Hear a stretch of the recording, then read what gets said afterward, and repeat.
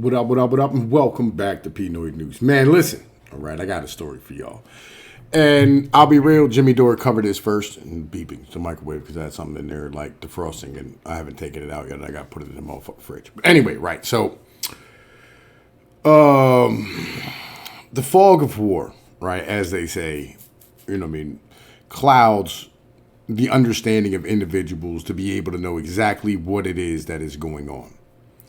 Truth is, propaganda and nonsense actually stands here and, causes everybody not to know what's going on, right? And I'm going to give you the most blatant, ridiculous example I've ever fucking seen of propaganda. This is a story that is covered everywhere the same way.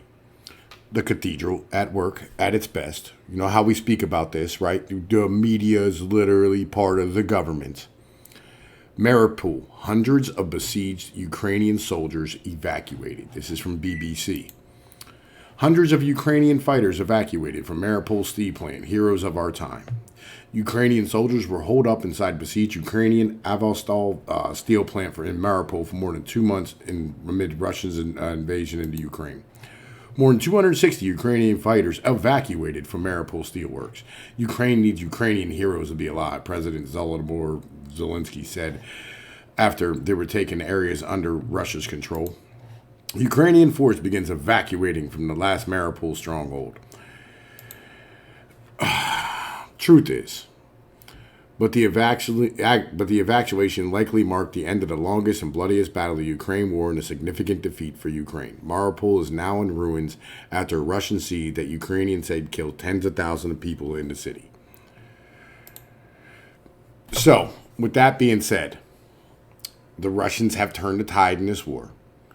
Whether or not, these propagandists for the CIA actually want to admit it, Ukraine has lost, and it's fine. It's not really that big of a deal, right? We need to be able to know exactly what's going on as citizens, so we have the ability to vote and hold our leaders accountable for doing things like sending $50 billion worth of weapons to individuals who are about to not be part of the military.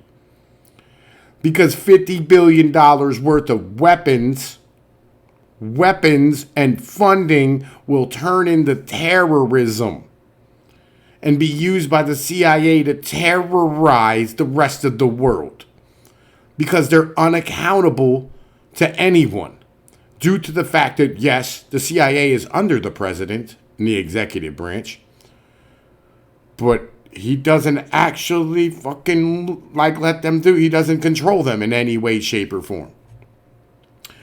In other news, Putin said NATO enlargement was being used by the United States in an aggressive way to aggravate an already difficult global security situation, and Russia will respond if the alliance moves troops forward.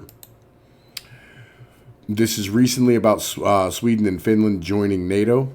Russian President Vladimir Putin appeared earlier on Monday to climb down from threats to retaliate against Sweden or Finland for announcing plans to join a U.S.-led NATO military alliance. As far as the expansion goes, including new members, Finland and Sweden, Russia has no problem with these states. None. And so in this sense, there is no immediate threat to Russia from an expansion to include these countries, Putin said. So, that's where we are.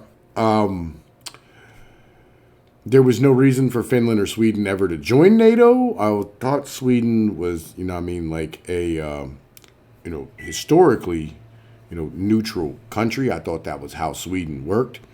But apparently, they've gotten enough, U.S. educated bureaucrats in their government to stand here and push this to the point where now they will go to war for no fucking reason whatsoever. Anyway, look, man, I just wanted to drop this video for y'all. Hope y'all enjoy. Like, share, and subscribe. Peace be like one of my brothers. Later.